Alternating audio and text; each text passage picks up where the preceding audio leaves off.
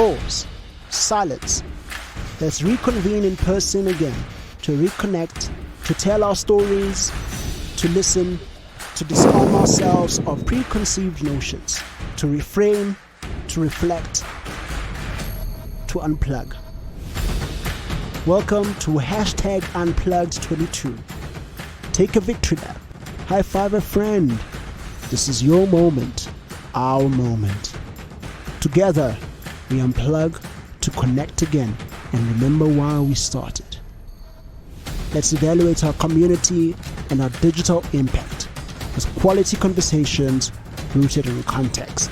We're about real connections that translate into real life action. Brought to you by Jam Lab Africa and the Civic Tech Innovation Network.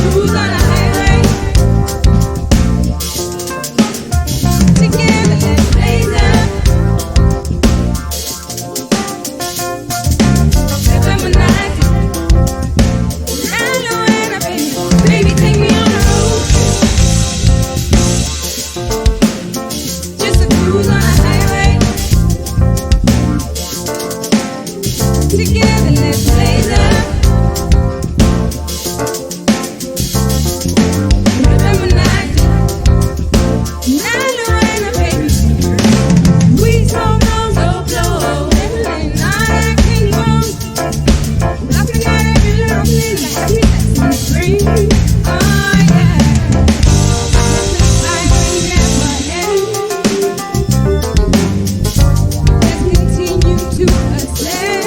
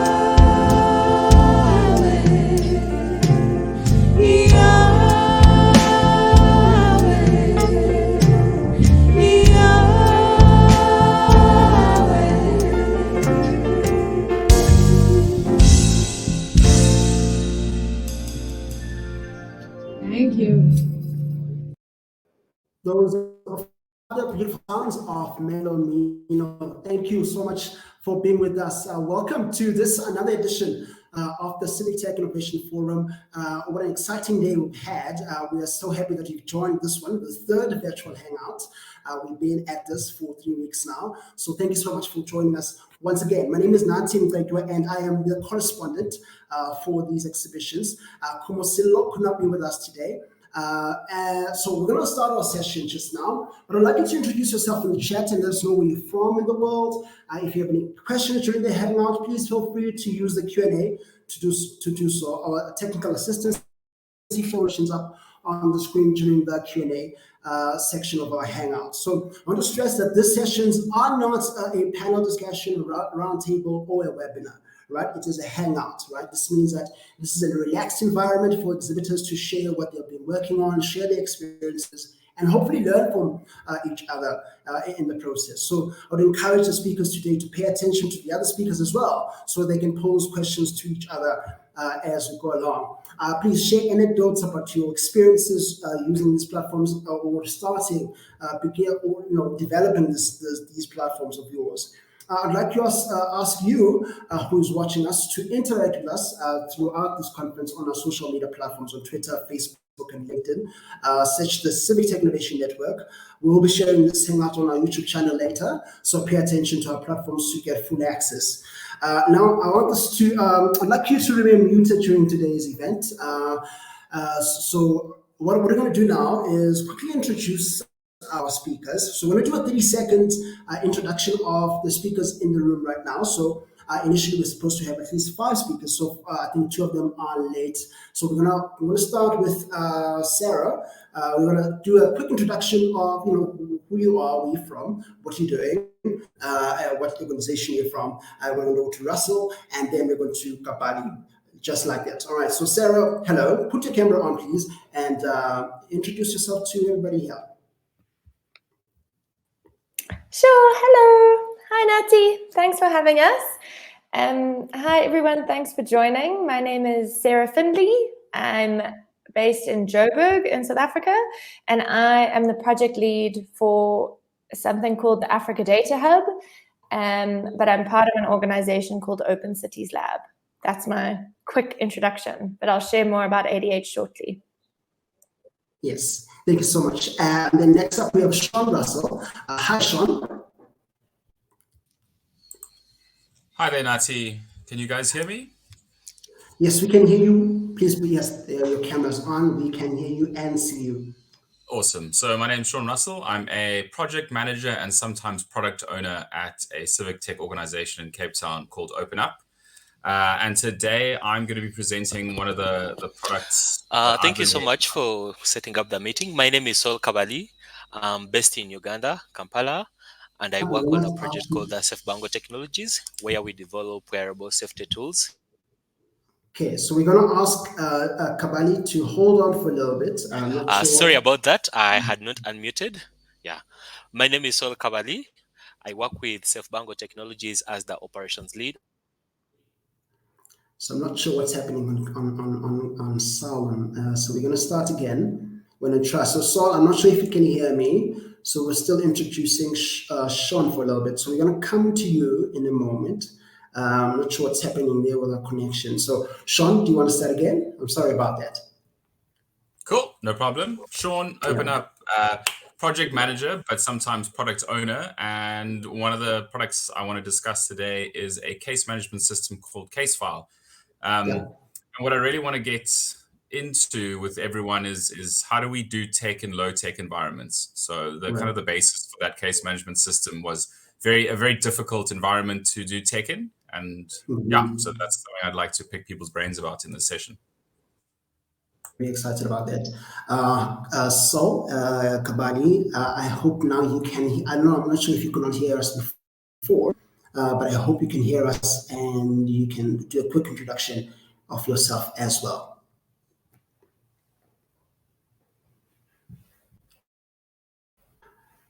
Okay, so we're going to try and get back to Saul. And Saul, please try and get out of the platform and then come back again so we can. I think it's okay. We're going to try and come back again so we can hear just your introductions. We're going to quickly start with the way we started, Sarah. I'm going to start. I don't know if you have a presentation, but I'm going to do a quick introduction. Of your platform, what you're doing, why it was so important for you to start this platform in the first place. So Sarah, So let's make way for you. Lovely, thanks, Nati. I do have a little presentation that I can share if that's okay. That's great. But it'll be quick. So, as I said, I'm the lead at a project called the Africa Data Hub. We were started in September of 2020, and our aim is to help African journalists tell stories that matter with the data that they need, often with a specific focus on health, but also expanding to other development issues. And Nati, to your question around why we started, we recognize that there are two big challenges on the continent. Firstly, around data, that often important data sets are inaccessible to the public or to journalists. They might be holed away on government websites or not even digitized at all. Data that is online can be difficult to locate, retrieve, and analyze. They might be in PDFs, and journalists can't necessarily extract the data that they need to write a story just from the formatting that the data is in. But in a lot of cases, the data simply does not exist yet. There's a world of data out there, but Africa is very much on the margins in terms of the data that is available. So that's kind of the data challenge that we're trying to solve, is trying to make data more accessible. But from a newsroom perspective, we know that newsrooms struggle to find a source of reliable real-time data, which speaks to the challenges above, but also the incredible resource constraints that journalists face. They're just fewer journalists that are expected to write more stories and do more things. They're expected to be photographers and videographers and edit their own work and upload it to digital and share on Twitter. They're facing incredible time and resource constraints broadly, but then specifically really struggle to find the time to work with data specifically. So to source data of interest, to clean it, to analyze it, and then to use it in a story that's effective and impactful. And then lastly, in many cases, journalists don't have those skills to use the data, data in the story. And the journalists that we've worked with, often the reason they went into journalism is to avoid numbers and to avoid statistics and to avoid maths. And so trying to demystify and try to bring journalists into the fact that data doesn't need to be this intimidating thing is part of our work. So what do? We kind of have three main goals. We try to open up and surface data that's inaccessible or is currently unusable. We offer capacity building and training. We have really terrific fellowship programs currently in Nigeria and Kenya. That's been really fun and interesting. But we're also trying to build a community of journalists who work with data, who can rely on each other for mentoring and support. some of the work that we know just from being in the civic tech space is the incredible resource that having other organizations and like-minded individuals around who you can brainstorm with or complain with. And we're hoping that through the Africa Data Hub, we can really build a community of journalists. So who we are, we're a collective of 6 organizations, and Sean from Open Up. Open Up is one of our organizations, and I'm from Open Cities Lab. We work with Media Hack in South Africa, Odipa Dev in Kenya, Ara Data in Nigeria, and Media Monitoring Africa, also in South Africa. And just to give you like a glimpse, these are some of the newsrooms that we've worked with: Premium Times, Citizen TV, Mail and Guardian. In some cases, these are quite specific in terms of the country focus, but The Conversation, for example, is an African-wide platform. So now I thought, let me just quickly share some of our work. I think the easiest way is to kind of demonstrate it. And let me see if I can work my way around here on Air Meets. Cool, so this is our website, africadatahub.org, very easy to find, and you'll see that our work is divided across those 3 pillars, so around the data, the training, and community building. What I wanted to show very quickly is the latest work is the Inflation Observer that was largely driven by our team at Open Up. Oh, sorry, my computer is slow. Let me see. And one of the big gaps that we were trying to fill with this is that the IMF, the International Monetary Fund, is the go-to institution that journalists will often refer to when looking at inflation. And obviously there's a lot of talk at the moment around inflation. But what we realized was that the IMF, in terms of African data, most countries have data that's several months out of date. And so if a journalist is going there to report on their country's inflation, there actually might not be the data available. But on the positive, sorry, I don't know what's happening with my computer here. In positive news, many of the African countries do publish their data monthly. It's just not submitted to the IMF. So what we've done is we've gone through and we've scraped all that monthly data for each individual African country and uploaded it to one big data set. And so this is currently the most up-to-date inflation data for Africa, which is really, really exciting. And so what we've done is we've also created a tool where you can select your country, let's say Kenya. And what will come up is all the data, inflation rate data for Kenya over as long back as we could go. And what you can do is you can zoom into specific timeframes and really analyze a bit deeper. You can go a bit deeper and look into the different categories that make up inflation rate data. You can go directly to the source, which is where we've compiled everything in an open source platform called CCAN, and you can download the data yourself and analyze it yourself. And so, sorry, I don't think you can see that. But then we've also put together a whole list of resources around how these inflation numbers come about, what you can do with them, specifically what you can't. And we're asking, if you notice that there's an issue, please come back to us. We're trying to improve this data set as much as we can. So this just gives a very quick snapshot around some of the data resources. We have online courses around data journalism and solutions journalism that you can go into and learn from the best in the business around how to incorporate data into your stories. And as I was saying, we have 2 fellowship programs, one run in Nigeria with a focus on community journalists, and one in Kenya focusing on junior journalists. And this is a program that we're looking to expand in the new year. So if you're based in either of these countries, get hold of us. Yeah, so I think that's it from me. Thank you so much, Sarah. I appreciate that.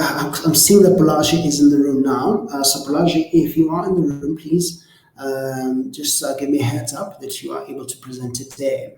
So, Sarah, we're going to move on quickly. We're going to go to Sean, who's going to be telling us about his case management tool. So, Sean, over to you.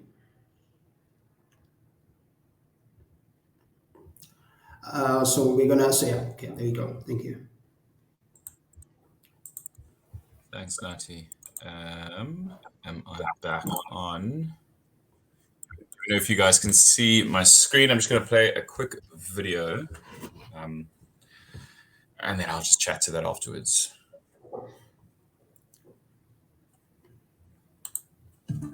Meet Thandi. Thandi is a community advice officer who works in the Eastern Cape. That means that she helps people deal with legal problems, usually free of charge.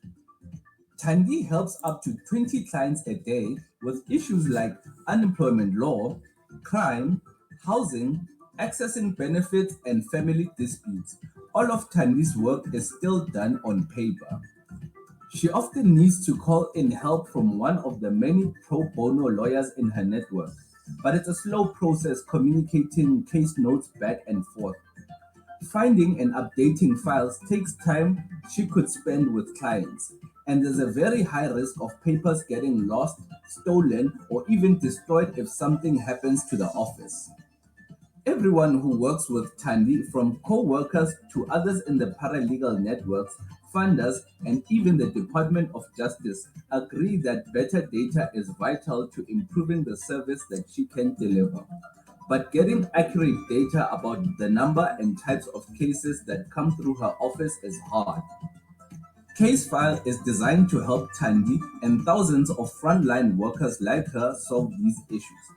Working with the Community Advice Officers of South Africa and the Open Society Foundation, OpenUp has built CaseFile to help Thandi and others like her. CaseFile lets Thandi manage cases digitally from a computer or even her phone, so she can keep track of clients wherever she is. With files stored in the cloud, she can access them anytime she has a data connection, and the risk of loss or damage due to things like theft or fire is eliminated. OpenUp places people at the center of its design. We've created CaseFile with Thandi, not for her, to ensure that it is as simple and intuitive as possible. CaseFile makes it easy to manage multiple offices with multiple users or caseworkers, record personal information, log meetings, calls, or instant messages, take unlimited notes, and share files that are important for cases that go to lawyers. There's even a dashboard so that Thandi and her colleagues have oversight of all activities in real time, and funders and policymakers can see anonymized data for decision making. Although their role is not widely recognized, Thandi and her colleagues are the most important part of justice service delivery for those who need it most in South Africa. In the long run, we believe CaseFile will help to target resources that can help Thandi and her clients more effectively. By helping Thandi, CaseFile is making a real difference now and in the future to the lives of the most vulnerable. CaseFile is designed to be fully POPIA compliant, and future features will include an offline mode for data-free usage. Message info@openup.org.za for more information, or visit casefile.org.za to demo the system.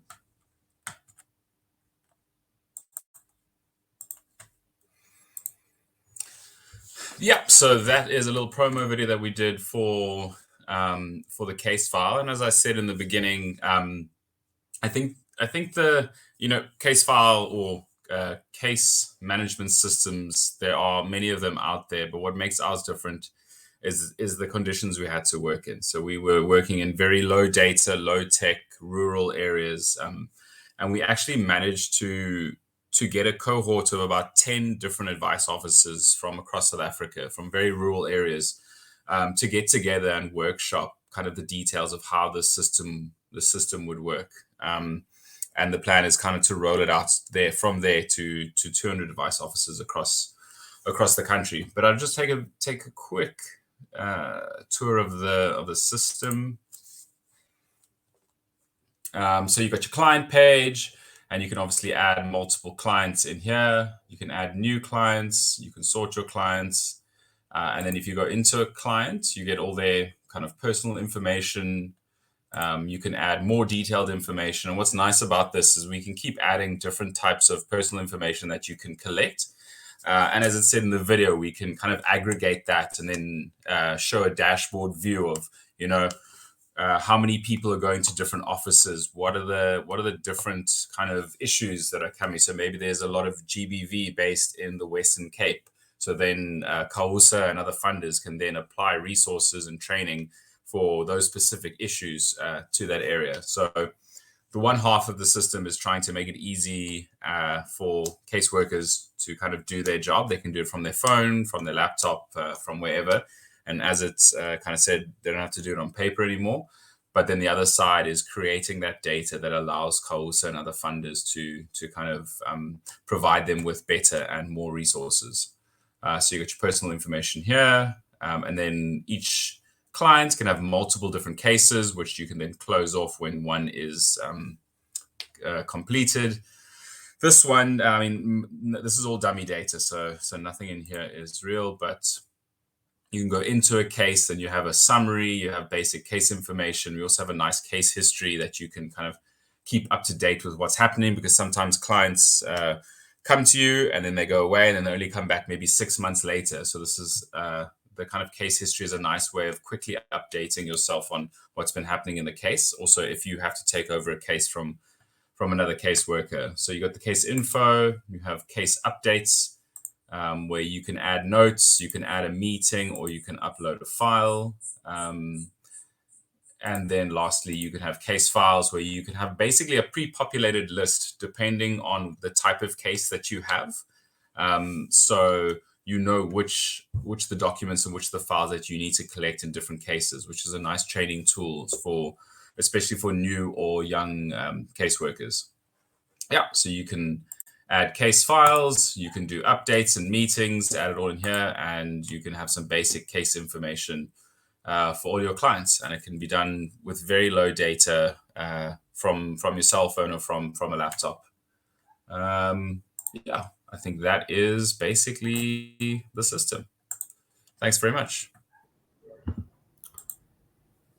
Thank you, Sean. I do feel that we still have a lot to unpack there, particularly around process and who has access to that, who can update and things like that. So what we're going to do now is, I know Bolaji is ready to talk to us. Finally, he was supposed to present to us in the first week. So we're gonna get him in the room here on the stage here, and so let's see him do that on my end. So Bolaji, welcome. Please introduce yourself, where you're from, and your platform, and then get into the presentation real quick. Good day. It's good to be here. I'm Bolaji Karim. I'm the project leader for Comrade Nigeria, a civic engagement platform helping Nigerian youth mobilize as non-partisan teams to promote voter education and participation in their local communities. So I'll quickly make my presentation. I need to share my screen. Okay.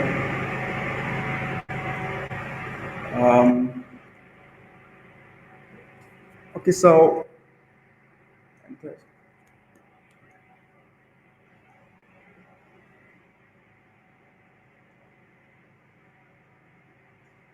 I'm Nati.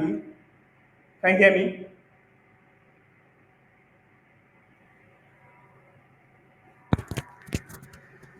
Okay, so the problem we're trying to solve the widespread voter apathy among Nigerian youths.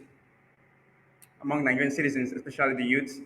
Three reasons why this is an important problem are the challenges facing Nigeria today demand competent leaders elected in positions where they can impact positive change. And voter apathy reduces the chances of electing leaders with the capacity to impact the change that Nigeria desperately needs. Now, failure to elect competent leaders into governance would mean that the current problems facing our country would even get worse for another 4 years. So um, we try to understand the problem by conducting primary and secondary research. So we sought for data from verified sources like statista.com and datafy.com, as well as INEC, Nigeria. INEC is the independent National Electoral Commission of Nigeria, who is in charge of conducting the election exercise. So datafy.com reported that Nigeria wasted over 255 billion naira due to low voter turnout in the last three general elections, 2011, 2015, and 2019 general elections. So our primary research was conducted using online survey to collect both quantitative and qualitative data from 120 respondents across the 6 geopolitical zones in Nigeria. And we were able to get really insightful information on the major causes of voter apathy among Nigerian citizens, especially the youth. So the deductions we made from the research are that having analyzed the data, so we discovered that these are the three main factors for the widespread voter apathy among Nigerian citizens: a lack of trust in the political system, fear of electoral violence and insecurity problems, and inadequate voter education and uninformed decisions. So that was why my team and I came together to brainstorm and ideate ways we can mitigate these problems. So we set the following objectives in solving the problems. We aim to promote voter education across various communities in Nigeria and help voters make informed decisions through better access to information and significantly increase voter participation in the upcoming 2023 general elections. The next general election in Nigeria is coming, is almost here.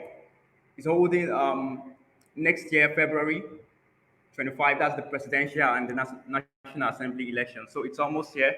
So Comrade.ng, the name of our organization is Comrade Nigeria, and our web application is Comrade.ng. So Comrade.ng is a web application that helps Nigerian youth mobilize as non-partisan teams to promote voter education and participation in their communities. I'll quickly show you our website. This is our web application.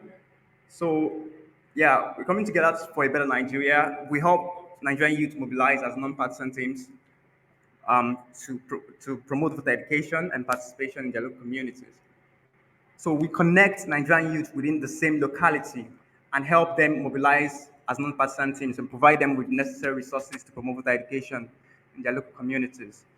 And our objectives, like I've stated earlier, and then we have a civic education library on our web application where users can get themselves educated on important topics as regards the 2023 general elections and performing other civic duties. And also, we also provide a resources page that enables our users download awareness posters.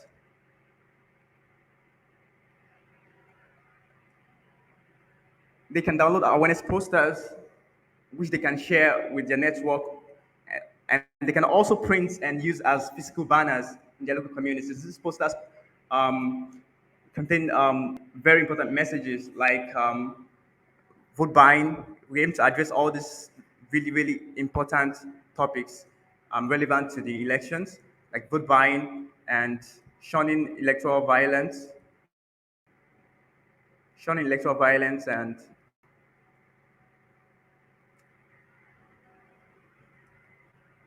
and other topics like promoting why we have to vote wisely because I think the major problem in Nigeria today is a lack of good leadership. Uh, like too many times, citizens have trusted the future of our country in the hands of people who have failed to deliver on their mandates. So we are advocating voting wisely, voting people with competence, voting competence over ethno-religious sentiments. Um, so yeah, so that's our website. We have other features. The web application has other features, but those are the main features I'd like to touch on.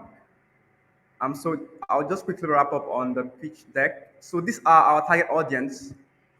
So we categorize our target audience into three segments based on their demographics and psychographics. Each target audience segment is represented in this presentation by a persona, just to tell a compelling story. So you could see our target audience. We're telling the story of a lady, Shiamaka. She's an 18-year-old student who just became eligible to register for a permanent voter's card this year. Although she did apply for a PVC, she still feels too young to participate in the electoral process. So Adewale, the second persona, is a 30-year-old Uber driver trying to leave Nigeria to chase his dreams in a foreign land. Although he has voted in previous elections, Adewale now feels um, his vote does not matter towards a better Nigeria. And, and our third persona is Danjuma, a 50-year-old businessman struggling to provide for his family. Danjuma intends to vote in the upcoming general elections, as he has always done, but he would only vote for candidates from his tribe and religion. And these are major problems that has to do with voters in Nigeria today. We identify these problems, and these are target audience and their mindsets and their behavior and the way they think. We try to understand them from there. So aside that, we also learned from existing initiatives. We looked for their strengths and weaknesses and how we can better serve our target audience. So, so these are our unique value propositions.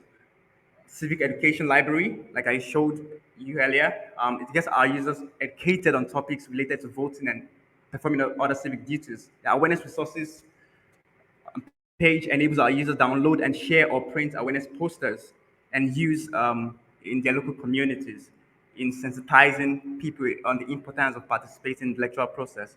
And we also have a vibrant community of Nigerian youths. And we help these youths connect with other volunteers in the same locality and help them mobilize to promote voter education and participation in their local communities. So our traction has been exciting so far. As of now, we have even more than 300 community members. This was as 1st of October 2022, and we are growing steadily. And this is why we believe that the youth can decide the 2023 general elections. Data obtained from the Independent National Electoral Commission, that's INEC, shows that young citizens within the age range of 18 to 34 years of age account for 71.4% of the registered voters. So it means that if enough young people turn out to vote in the upcoming 2023 general elections in February, it means we can decide the future of our country, we can decide the fate of Nigeria, and we can set Nigeria on the path to prosperity by voting leaders with track record of competence and integrity. This is our future roadmap. So after the 2020 general elections, we aim to provide some features. So this is where we currently are. We are a civic engagement platform, and towards the 2020 general elections, we are focused on helping the youth mobilize as non-partisan teams to promote voter education in their communities. And after the 2020 general elections, we'll provide features on our web application that will enable users to recruit youthful volunteers for community projects. And in the long term, we're going to deploy project management tools to enable users initiate, fundraise, and implement impactful community development projects in their local communities. Um, so, so this is the team. This is the team. We are on a mission to mitigate the widespread political apathy among Nigerian citizens, especially the youth, with civic education and engagements. And we envision a future where Nigerians thrive in their own country and the youth are empowered to contribute meaningfully towards the development of Nigeria and Africa as a whole. Um, these are the team members. I myself, am the project leader, and these are my teammates, leadership. So these are the messages we're trying to pass across. We're trying to tell Nigerians, both young and old, that our future is worth much more than, than selling our votes to politicians for pennies. We're telling Nigerians to decide their own future, to vote their conscience, to vote wisely, to vote based on competence, based on merits, and not ethno-religious sentiments. Uh, so we are we are looking for people, for partners who can help us amplify our messages. So we are open to partnerships with non-partisan organizations and individuals with shared values, and as well media exposure to help us reach our target audience across Nigeria. And we are also open to financial aid donations from individuals and organizations um, who see the value in what we do. So that is everything. Thank you very much. It's glad to present. Thank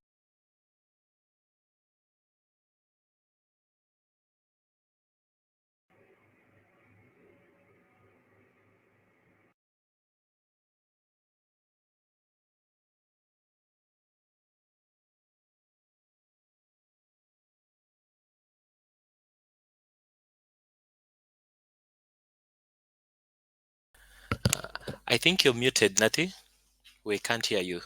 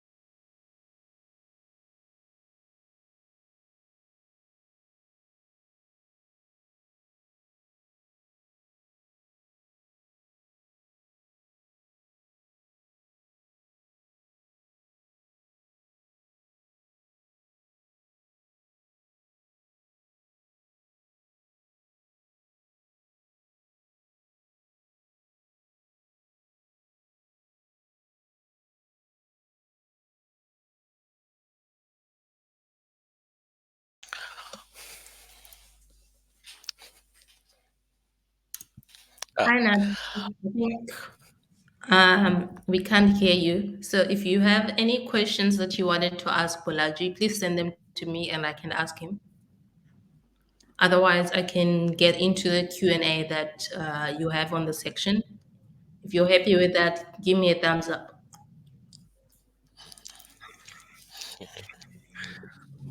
all right. Maybe from my end, I would like to find out, can you hear me? Because I just see my Yes, colleague, you couldn't hear me. I can All hear right. you. Okay.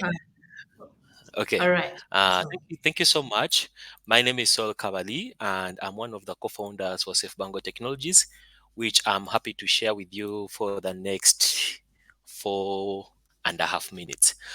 Kindly let me know if you are able to see my screen because I'll be sharing a short presentation. Can you see it? We can see it. Perfect. Go All on. right. Thank you. Uh, as I introduce myself, my name is Sol Kavali, and I work with a social startup called Safe Bango Technologies. We are a social enterprise based in Uganda, and we are on a mission to end violence against women, children, and girls using innovative ICT projects. The main challenge we are trying to bring solution is lack of immediate reporting tools for violence. As many of you may already know, like over 100 billion children experience violence. And the best example here I can use is children and adolescents who actually move early in the morning to go to school and late in the evening to go to school. And also we also supporting women and girls who wake up very early to go to work and late in the evening.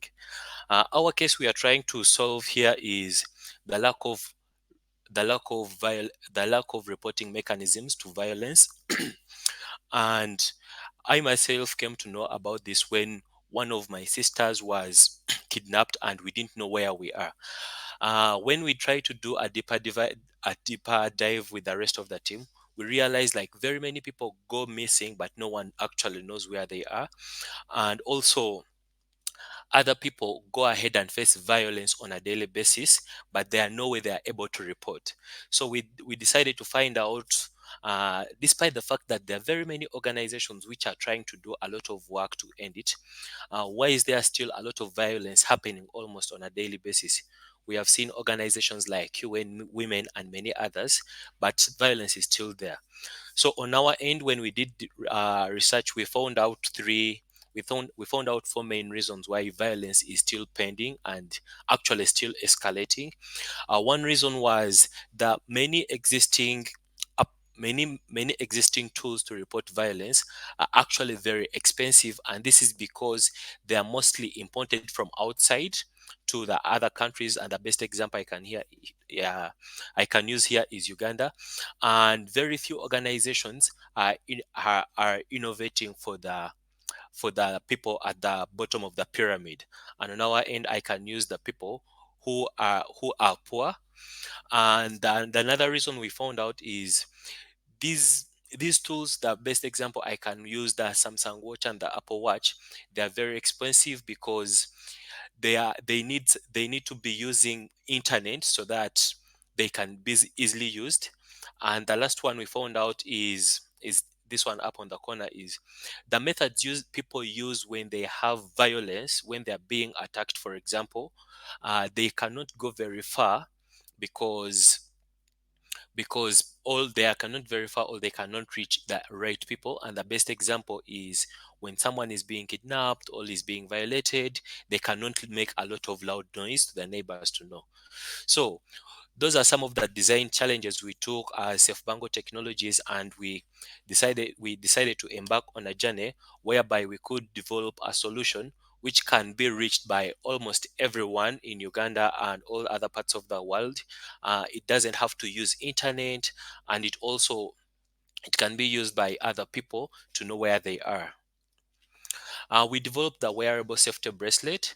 The Safe Bango bracelet is a wearable safety tool, just like you see the red of the ladies wearing it, which can be used on your waist, and it can be used to call for help and support when the person has an emergency. Uh, Literally, when a person is getting a Safe Bango bracelet, they just have to give us 5 trusted relatives or friends. These are the people who are going to receive the SMS alert when the person has an emergency. The beauty about the Safe Bango bracelet is you just need to click it uh, only once. It does not require the user to know the internet, to have the internet, and it gives the real-time location of the user. And we are trying to make sure that the different designs of the Safe Bango bracelet resemble the already existing bracelet, so that the perpetrator cannot know if the person has a bracelet or no. Uh, how the Safe Bango bracelet work is if someone has an emergency or has a distress, and the best example I use here is when someone is kidnapped, they first take away the phone and they don't have a way to express themselves. One of the innovator earlier talked about that people who are working in news, and here in Uganda, some of them, they might be abducted. And what they first do is they take away the phone and all the means you can use to to communicate to your loved one. But with a Safe Bango bracelet, you just have to press it for 5 seconds, and it will collect the physical location of where you are. It sends this alert to the 5 trusted relative or friends, and we use this phone because a person with a small phone which does not have access to the internet can also use the phone, and also a person with a smartwatch can also can also receive a message, and they can get to know where you are. Once these people receive the message, they are able to coordinate on how they can easily rescue you. We believe using the Safe Bango bracelet, a person who might have got lost for maybe 2 hours, 2 days, a week with Safe Bango, the people are able to know that, okay, that I have received this message and the person said is missing. So let's try to see where we can find him. Over the past 4 years, we started working on the bracelet. We have been able to conduct research in 2 parts of our country, in Uganda, that is the northern part, and around the best way to put it is we have been able to conduct research both in rural areas and urban areas. We have been able to prove that the Safe Bango works very, very well. And we have created a minimum viable product, which is currently under iterations. In 2020, we were nominated under the Most Digital Innovative Solution by Patos, and we have been able to receive a few awards on safety and protection. Together with partners, we have received a couple of funding, which has supported us to do a pilot in different areas.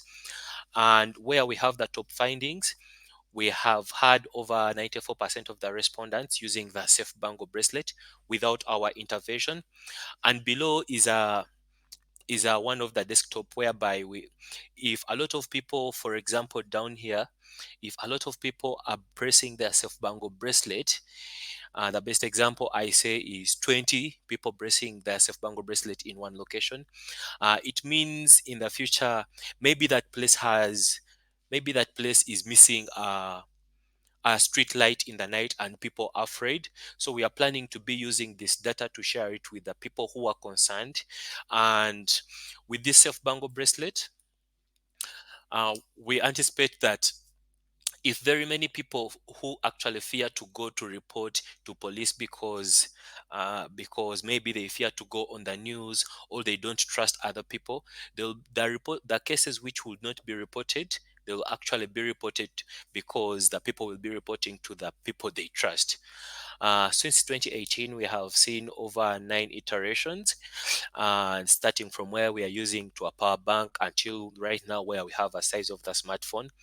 And currently, we are trying to set up a mini manufacturing plant in Uganda here, so that we can reduce the time of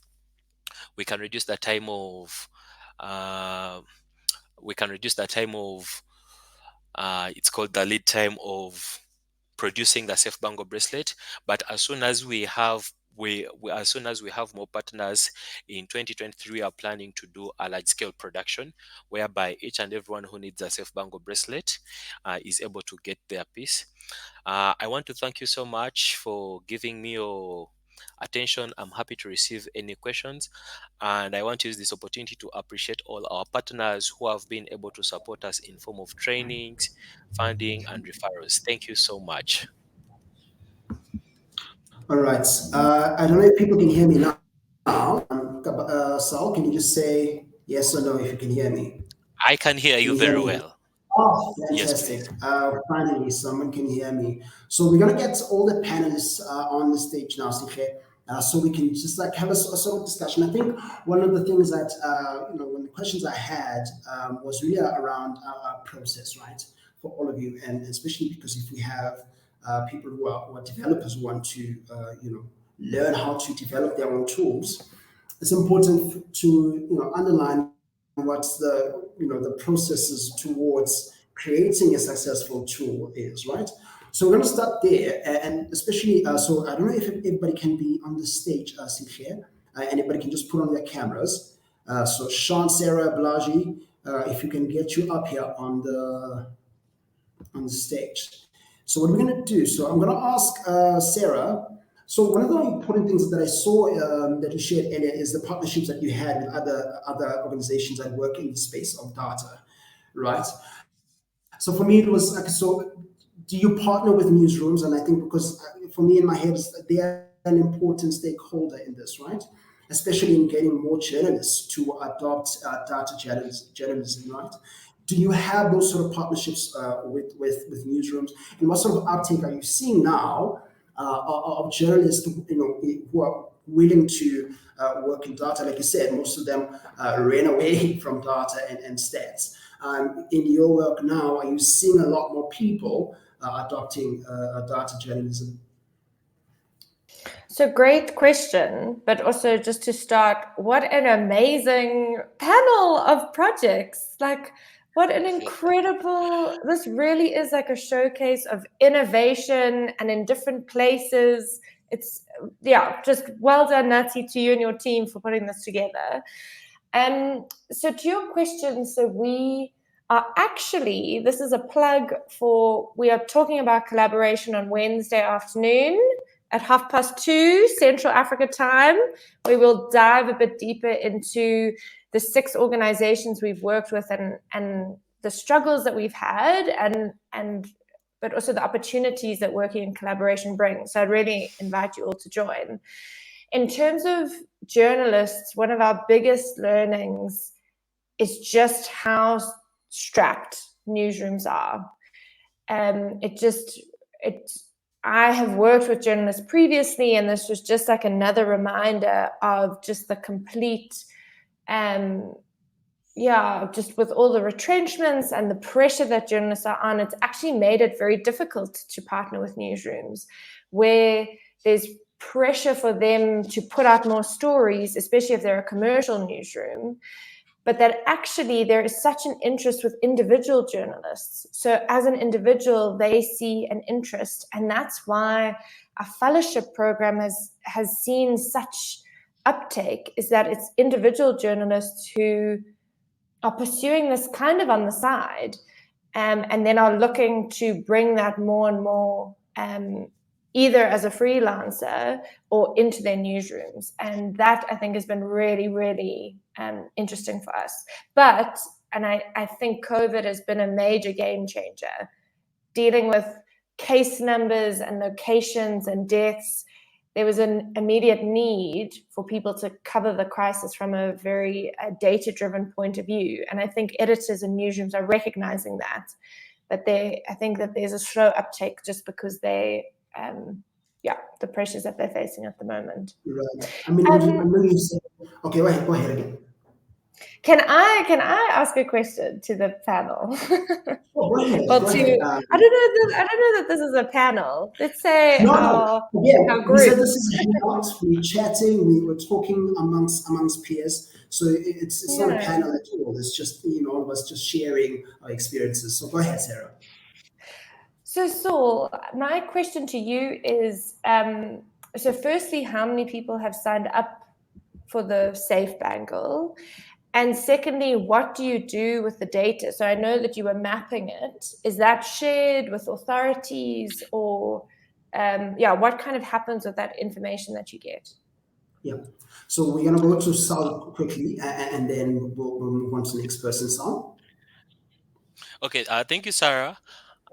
So far, we have 25 people who are using the Safe Bango bracelets, and currently the data it's still within us, our team, and we are still looking for ideas on how we are going to use the data, whereby organizations and organization like Save the Children sign up on our platform, and they have over 200 children they have to give the Safe Bango bracelet. So the plans we are working on right now is how do we make sure that the data for the children is actually anonymous, so that an administrator from the organization doesn't have to know about the name of the person who is using the Safe Bango bracelet.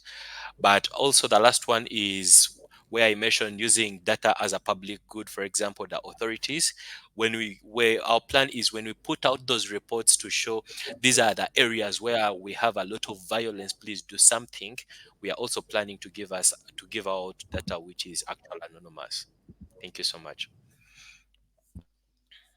I think from everybody in the room, I have a question about you. Who are the gatekeepers of the data that you share, and what sort of barriers? I mean, do you face the data and share it. And so maybe we can start with Sarah and go to Sal, right? And talk about barriers to getting data, and what sort of open source tools do you have access to be able to share data with the people that you're interested in. So we're going to start with Sarah and go to Sal, and then quickly we're going to go to Sean to speak about his to talk a little bit about his platform. Sarah. Perfect. So I think that that's an incredible question. And I think the biggest challenge that we faced is bureaucracy. So either in government or in kind of continental organizations who are not what we are realizing, and that the work that not just Africa Data Hub does, but Open Cities Lab does more broadly, is you have to take people on a journey. Open data, if you're not already that way inclined or you haven't grown up with those principles, can be terrifying. And so what we've experienced with some bigger data groups is that they don't want to share their data because they're scared that it'll be used in ways that they can't control, and that they don't necessarily see that they want to very much control what gets out there, both in terms of the narrative and in terms of the data. And so we have had many months of battling to try and get that data. But our approach is you have to take people on the journey. You have to just persist and say, these are the benefits. This is the value. This is why it's so important that data gets used. This is why it's in the public interest. And I think it's that persistence, particularly when it comes to bureaucracy, that we've seen in our Open Cities Lab also has a very clear cities program. And one of our big learnings there is that cities, you will hopefully eventually come around if you can show the benefits in other ways. But yeah, bureaucracy has been our biggest challenge and remains a challenge that is not necessarily solved. Yeah, so I'm very interested in you sharing some real life stories of how you overcame whatever barrier you faced, and how those net connections or partnerships with cities work. And so you said a lot of the people that you get data from report the data anonymously. Does that make things better for you in terms of accessing the data? Is it easier that way? On our end, we actually almost crashed because we had this form of over like 20 questions because we wanted to better understand the people, where they work from, how they spend their life. But people were not willing to open up. And they're like, okay, if I have to give you all this information, then I don't need your innovation, right? So on our side, what we did, we realized, like, what if someone else comes across our database and then puts out this information, like a list of people who have safe bango bracelet, then they put it out online. So it was a fear on our side. And what we did is we minimized the amount of data we collect from people. And actually, we get very little data from them. We just get their names, which we also make anonymous in the system. We also get their telephone numbers, which, because the Safe Bango use the SMS to send their location so that they don't have to be using internet monthly subscription every month. And the rest of the information is actually from the next of kin. Maybe I would like to use this moment to answer one question which I saw in the group. Why do you have to go to the police, to the next of kin, instead of the police? And the reason was, police were actually adding more. We're actually working closely with the police, but we realize, like, people actually, they rather tell someone else to go to the police instead of the police coming to give them rescue, because most of the time the police can be very busy, they are understaffed. But if someone, they go ahead and coordinate and they reach out to them, the coordination is easily. Thank you so much. Right, right. And maybe I want to just on that, note, want to go to Russell and what he struggles with, because you're talking about, workshopping in low data areas, where people don't have access to internet, etc. You spoke earlier, right? And I wanted to understand that workshopping process, and what are the key things you're looking for in that workshop, and what type of reception do you get? Because I do think that process of workshopping is important, but it can be very difficult, right? And it needs lots of resources to be able to really do a workshopping that's very successful. So I'm very interested in getting people to participate in your workshopping, but also how do you get them to participate in the first place? Sean? Yeah. So the actual group we had was quite easy. I mean, logistically and financially, it would took a lot of work to get everybody into the same room, whether it was remotely on calls or whether it was bringing them to Cape Town, which we eventually did. Just easy to bring everybody into one space, but we started slowly, and we also kind of vetted the initial working group to make sure that we had people who at least had some certain level of skill when it came to kind of online stuff. But at the same time, we had to do a lot of teaching. Um, but I think in terms of actually doing the workshopping and trying to understand what the real needs of the users are, that took a lot of different kind of human skills in my team. So one of the guys in my team, he used to work as a counselor, so he's good at speaking to people, he's good at asking questions, he's good at kind of eliciting what people want without kind of either asking them directly or without forcing them to say it directly, because people don't. And we find this a lot with a lot of the partners we work with. They don't understand technology. Technology is the thing that makes what they want easier to achieve or easier to attain. So it takes a lot of listening. And we were actually chatting about this in an earlier session. You really have to listen to what people are saying in these workshops, because they're not going to tell you directly, I want a button here, or I want to do that. Some people do.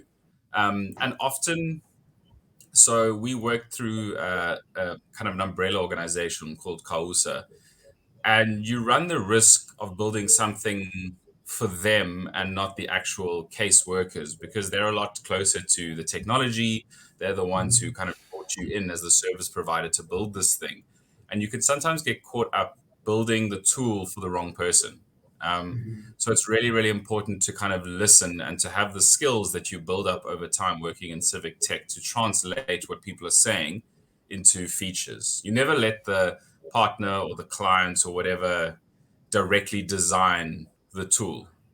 You have to do that indirectly, and that's what you do through these workshops is understanding and going deep and asking good questions, like what understanding. The first thing we did is we just went through their process without computers, without anything, just walk us through the process and kind of identify the different actions that all these case officers needed to take, and then to take that information and turn it into kind of an experimental tool, and then to take that back to them and see, okay, are they being able to achieve the objectives that they can through their own system. So we took their own kind of, I mean, we went through kind of a systems discussion at the beginning and tried to change the lingo into words that everybody understood. Nobody had a system till we talked through it, and we realized everybody had a system. We just call it different things. We don't think of it as a system sometimes. And just because it's not digital or on a computer doesn't mean it's not a system. So everyone had their different systems, and we tried to find some kind of commonality between everyone that we could then start building our own digital case management system around. So yeah, asking good questions, listening, and being able to translate that into something that your developers can actually build. Yeah, I'm so interested in what exactly. So when you started the workshopping process, Sean, with your team, what was the main? So were you trying to go? Do people need this first? Like, was that the main question? Whether people needed a platform like that, and because you're also talking about features, right? Do people know anything about features? Yes, the people that you're talking to. Were you now telling them about features, and would you prefer this feature? Would you prefer that feature? Maybe speak about some of the key questions that you're asking during the workshopping process. So yeah, so I think in the beginning you don't talk about features. You have to slowly build up that kind of the glossary of terms and showing people what you're actually trying to do. And a lot of the job really in the beginning is kind of sensitizing people to how technology works. So I would say I don't have any specific questions that we would kind of ask in the beginning, but definitely just slowly kind of building up is probably the way that we do it. Right, right. That's great. So, Balaji, so there are some questions for you in the Q&A. So we're going to start with some questions a question that Sean asked earlier. So I'm going to put that up on the stage.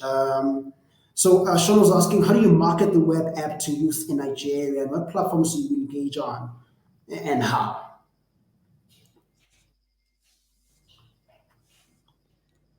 That's a very good question, Sean. Thank you.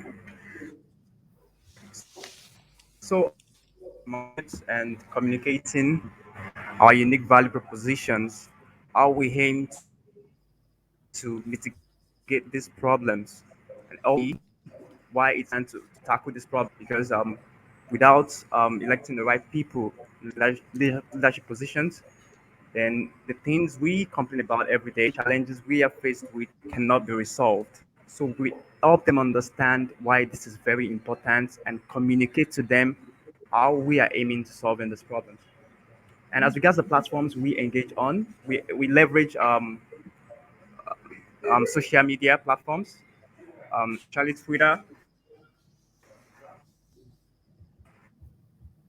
Instagram. Nigerian users on Twitter, Charlie social media platforms where our target audience are present. Twitter, Okay. All right. thank you. So, okay, Second Balaji, so we lost you there a little bit. Instagram. Okay, so So yeah. First question. Balaji, Can you hear me? We did lose you for a little bit. Can you try again?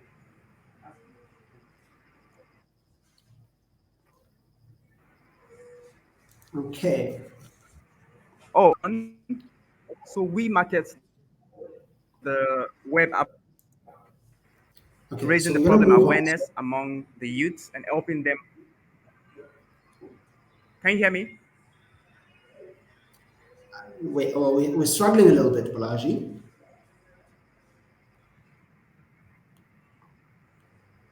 Okay.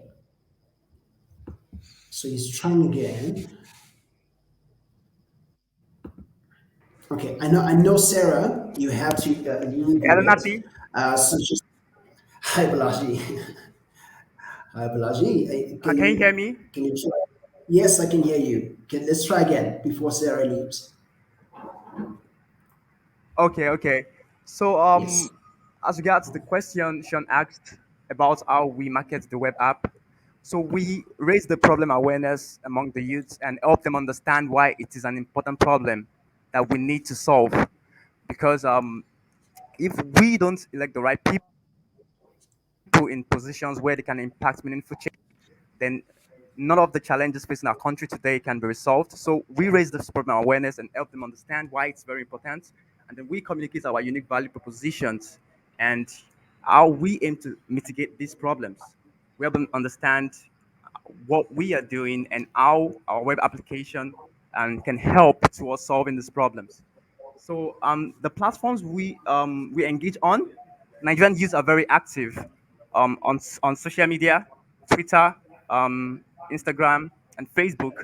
So we leverage these platforms because that is where our target audience are.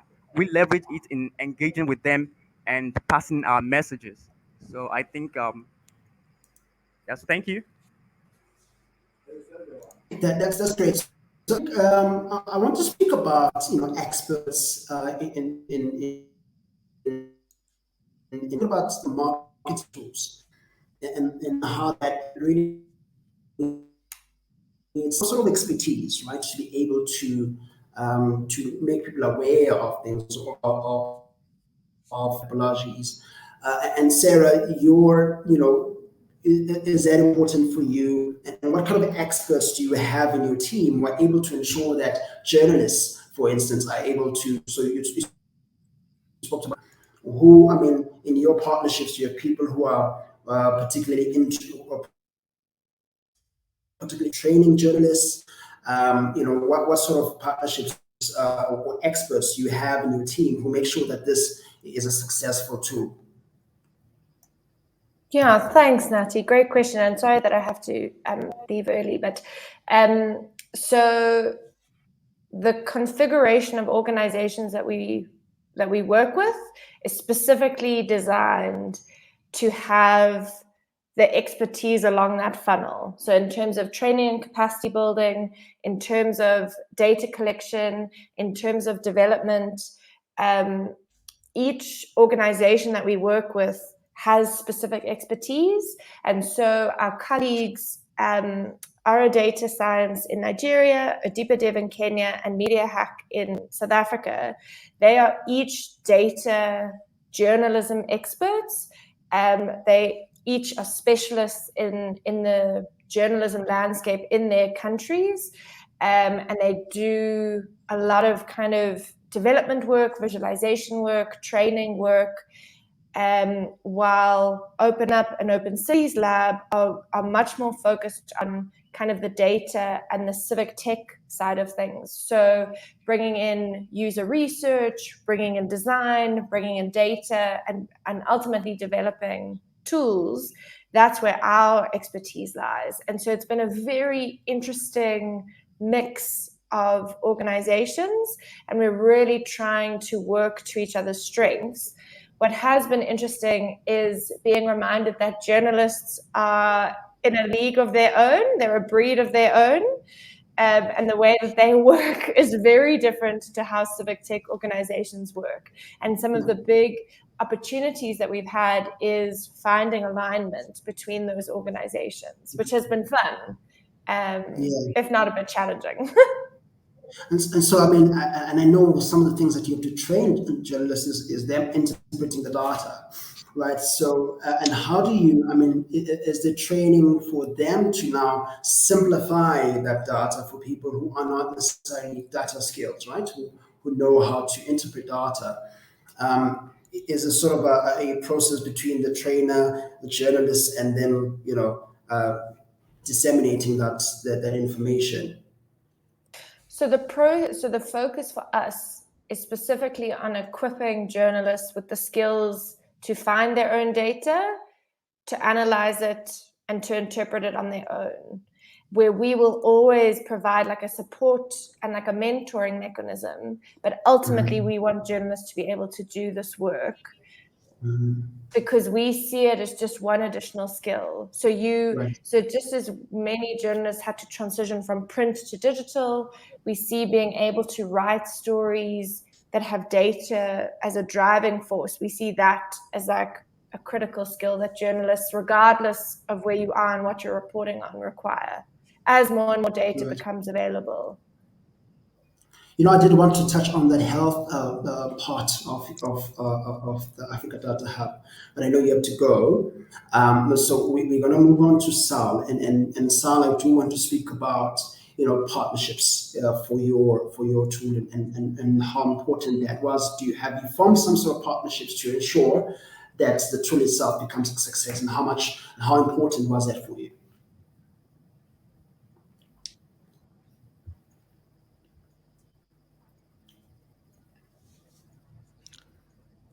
Is that for me? The question That about was for partnerships? you. Yes, and I think maybe add. I mean, I want to add there as well that Nati, is the yes, question for me? yes, it was for you. Yes, it was for you. Okay, okay, all right. On our end, um, the partnerships have actually been very, very good. And what I can talk about it is because we are trying to work under a strict area. And the best example here is we have the Uganda Communications Commission, uh, whereby it does not allow certain number of people to own SIM cards. And we needed actually international NGOs like UN Women, who you saw earlier is among our partners, to go ahead and talk to them the need of the safe bangle and why they should actually allow us to give us the SIM cards and put it into the bracelet so that they don't actually have to cut them off if the person is not using is using them.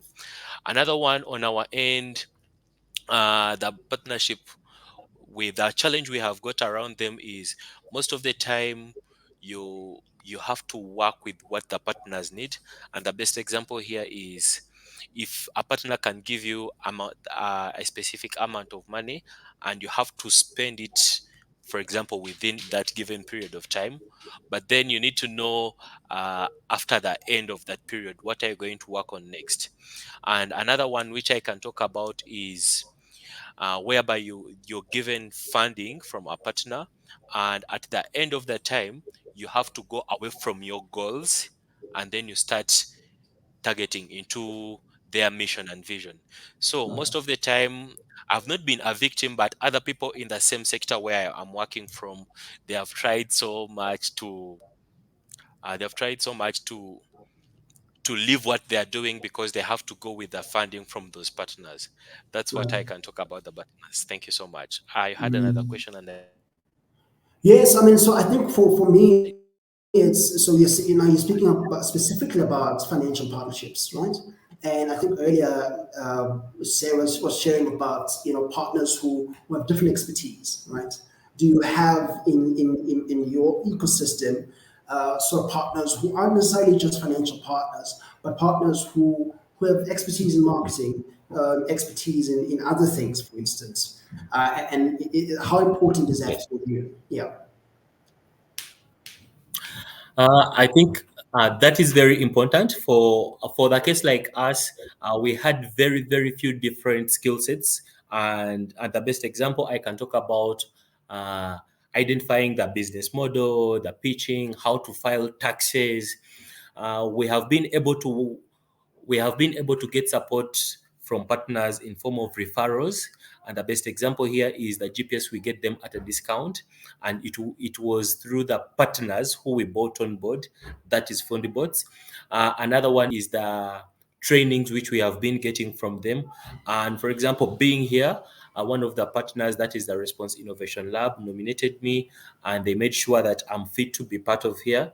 So the power of partnership is really very good. And as I'm closing, we are trying to work on ourselves. We are also trying to develop partnership with the police, because these are the people with the capacity to come and give us help in case that someone uses the Safe Bango bracelet. We also have another organization called Setters for Her. These have mapped out the shelters, the hospitals, etc., whereby the victim can easily go out and get help, immediate help. For example, if someone has been raped, at the worst case scenario, where do they go first to get that support? So we are trying to identify those different partners who can actually give that capacity.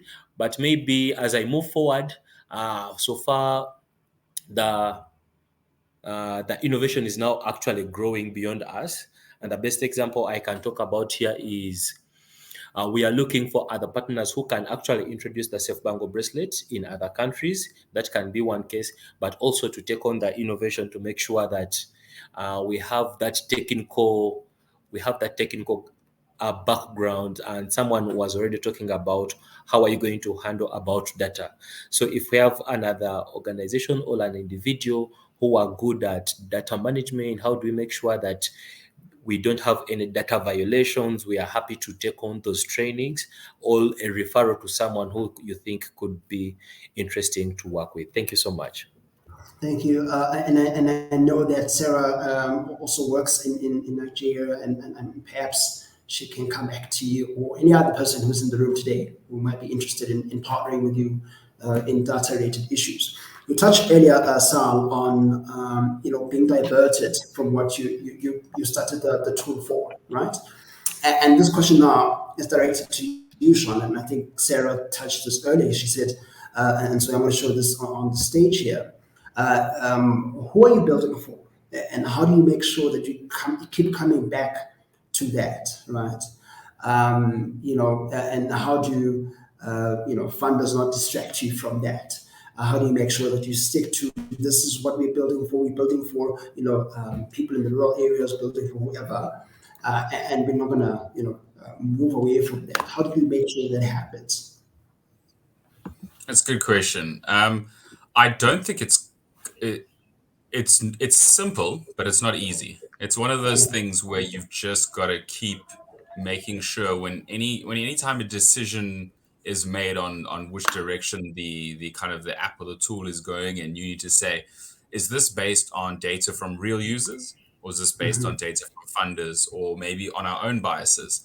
And often you'll be in a meeting, with your own team because it's difficult to have real users in the room all the time, and someone will say, I don't like this or I do like this. And you know what, these could be very experienced technologists that really understand a lot of stuff, but if you don't go out there and test what they are hypothesizing is a decent or a useful feature, it won't work in reality, and ultimately people will stop using what you've built because you're no longer building it for them.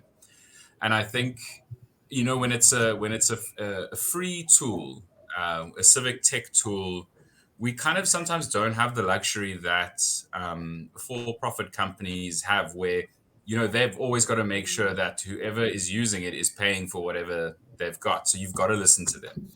But when the person who's actually using it isn't the person paying you, you're kind of split in those two directions, and it is difficult. Often funders or people who are paying the money, they want to see X, Y, and Z, and you have to, in a very nice way. You can't be too direct. You need to say, that's great, but we are basing our next 10 different features on feedback that we've been getting from real users. Once you get to kind of critical mass of having a lot of users, then it's a little bit easier because you've got these big data sets. You've got people want this or this is not working, and then you can make decisions based on that. But in the beginning, when it's small, when it's experimental, everybody's voice seems like they are equal. Whereas you've got to really be focused on sticking to what your real users are saying, because in the long run, that's the only way that the tool is going to survive, is getting feedback from the people who are actually using it. Yeah, So that's simple, relevant. but Go ahead. Sorry. Okay. So, I mean, I was going to move on to Balaji, but you have connection issues, Balaji. And I think for me, you spoke about, having 300 members in for your tool. I just wanted to know how you decide that people are members, and what sort of criteria brings them to become members of the initiative, and what sort of what is their role as members of the tool. So maybe you can speak to that, and hopefully the connection allows us to do that. I know it's almost time, so just like touch on that a little bit. Okay, so we have a page on our website. We call it's the Join the Movement page. So prospective volunteers can fill in their details and apply to be considered um, to be part of our community. So we collect their details, their personal details, and some background details. Like we get their LinkedIn profile link to do some background research on the applicants, and then after they've applied, then we reach out to them, and we conduct an interview to get to know them better, right? To get to understand their motivations for wanting to join the movement. And after we have decided that they are suitable to be part of our community, um, then we add them to our forum, our community group, where we interact and we communicate with the volunteers. And right now we have over 300 members across Nigeria who are passing our messages in their local communities. Thank you. Okay. Thank you so much, Balaji. And hopefully, some people will come in and join that community. I think it's a very important community to get youth involved in civic engagement. We're going to wrap, but thank you so much, Sean, Sal, and Balaji, and Sarah, who has now left, for joining us today. I wish we could continue this conversation a little bit longer. But I think today what we touched on really is process, and I know some people want to touch on this is what my tool does, what my tool does. But I think the exhibition hangouts are really helpful for people who are interested in also developing their own tools and may not know what processes to follow. And some of the questions that we addressed today were around process and how to partner and what to think about when you're partnering with people. So thank you so much, Balaji, Sean, and Sal for indulging me. Sal touched. So I'm going to share the slide now and we're going to show you what we are getting up to tomorrow. We also have a full day of activities there tomorrow. So, Sike, if you're able to share the slides. So I know tomorrow we are starting with the open source, what you call open source tools. So we spoke a little bit about how you get data and things. Tricia Govindasamy will be sharing a little bit about that and how we get how open source tools work on the continent, and then we're going to speak later about finances, right, and how we partner with people. So there's with organizations that fund us, how we decide who is funding us, right? So we're going to be having the fundees roundtable and the funders roundtable a little later on. So be sure to join that if you're very interested in getting financed, or you are somebody who's also financing organizations on the continent.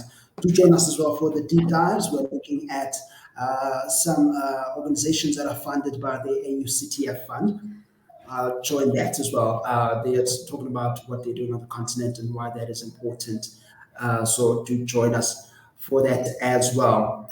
Don't forget to get in touch with us on our social media platforms, Civic Tech Innovation Network, search that for that, and you can find us on Twitter, Facebook, and LinkedIn. Now, thank you so much, everybody, for joining us today. Do join us again tomorrow for another edition of Unplugged 2022. So we're going to play some music. I'm not sure if we can be able to do that now. Oh, yes, so CK is going to put that up. In any case, thank you so much, everybody, for joining us.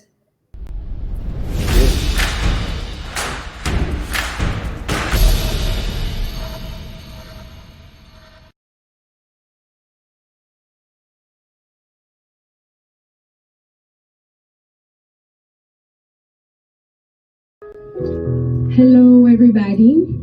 Welcome to a space of African innovation and creativity. This is my beautifully talented band, and my name is Melo Mino. And we hope you can jam with us today and share the spirit of civic tech innovation and Jam Fest. Let's go.